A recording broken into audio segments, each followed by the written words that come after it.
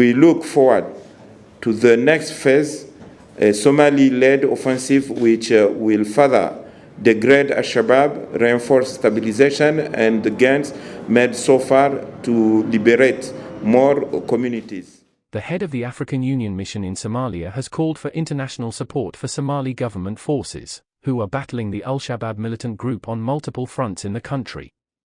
Mohamed El Amin Suef says the Somali army needs not just training but weapons, equipment, and skills for the officers, and lifting the arms embargo so that the country can buy weapons.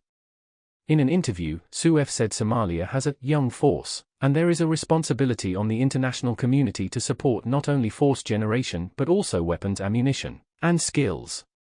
You saw what happened in Israel, the issue between Hamas and Israel, immediately their partners, including the United States. They immediately took decision to support Israel in terms of weapons and ammunition, he said, citing the Israel-Hamas war, which triggered the US sending emergency military aid within a matter of days.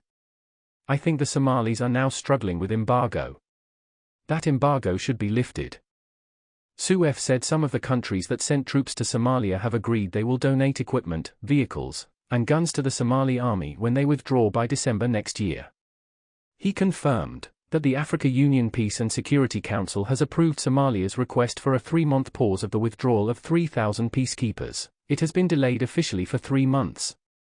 Asked if the Somali government is underestimating the magnitude of the task in taking over responsibilities from the AU and fighting Al-Shabaab, Suef said there is a political will in Somalia to take over security responsibilities from the African Union Transition Mission in Somalia.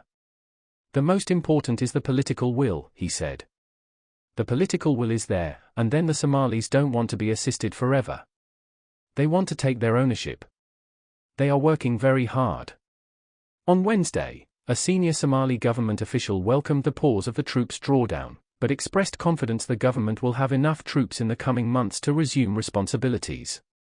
Kamal Dahir Hassan, the National Security Advisor to Prime Minister Hamza Abdi, said the government has trained 9,700 soldiers since taking office in May 2022, and had an additional 3,000 troops trained in Eritrea. He said there are more troops still being trained abroad. Gutail said the government is confident Somali troops will assume responsibility after the 90-day pause, and after completion of the next drawdown scheduled for June 2024, when 5,000 African Union troops will be leaving. It is something we are taking very seriously, and now it is our responsibility to fill the gap, he said. Gutail said Somali forces have been shouldering double tasks, fighting Al-Shabaab and capturing large territories, while also training new forces. SNA has liberated large territories from Mogadishu all the way to Haradhir, which is a tremendous and uphill task, he said. Suef warned against underestimating Al-Shabaab, which he said conducts extensive training and attempts to dominate the terrain. He said the group is getting weapons and is very well equipped. No, we are not underestimating Al-Shabaab, and nobody can underestimate Al-Shabaab, he said. I spoke with you earlier about what happened 2 days ago. Hamas is just such an armed group and movement, and you saw the damage they caused in Israel, while Israel is one of the most well-organized countries, well-equipped militaries, and in terms of intelligence.